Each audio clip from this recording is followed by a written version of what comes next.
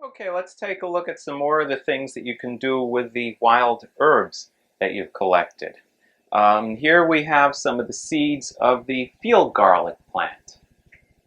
And they have been sitting in olive oil for quite a few weeks. Really about 5 days should be enough. And the flavor and the nutrients have gone from the field garlic seeds into the olive oil.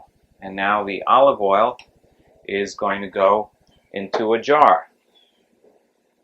And we'll use a strainer and just pour it right in there. And we've got the most beautiful, pure, wild garlic flavored oil imaginable. This is incredibly delicious for cooking and is quite good for you as well. So that should get about all of it out that's going to get out.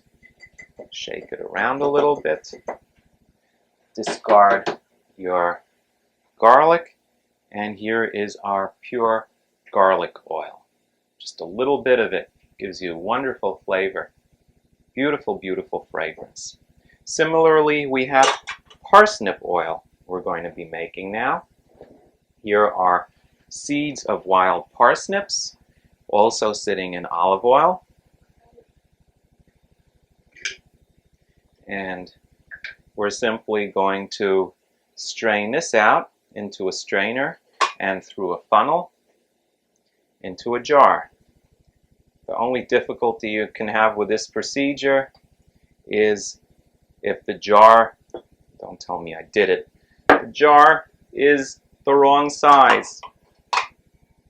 Oh well, there goes some wonderful parsnip oil all over the counter, and that's really part of the fun and challenge of dealing with cooking.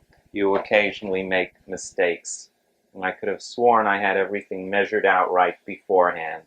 Well, just like everyone else, I goofed. So we still recovered quite a bit of parsnip oil, and I think I'll cover this up.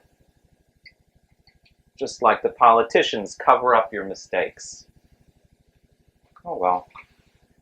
No great loss. There's plenty more parsnip seeds where those came from, and I can get some more olive oil. So I have a nice jar of delicious parsnip oil. A little bit drippy, but quite delicious. You'll excuse me if I clean up the mess. Not only can you soak herbs in oil to give a flavored oil, you can also soak herbs in alcohol.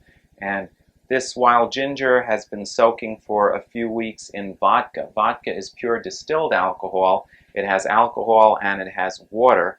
So you get both the alcohol soluble and the water soluble principles in your extract, which is what this is called. Here we have our wild ginger leaves. This plant does not grow very commonly in the New York City area. Someone gave this to me from upstate.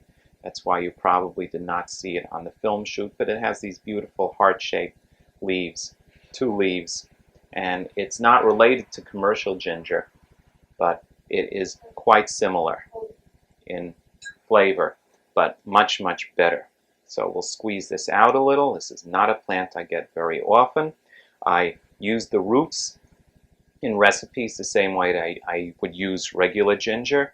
And now here is the extract, alcohol extract, ginger extract. And we'll put on a label, which always helps so you know what you have.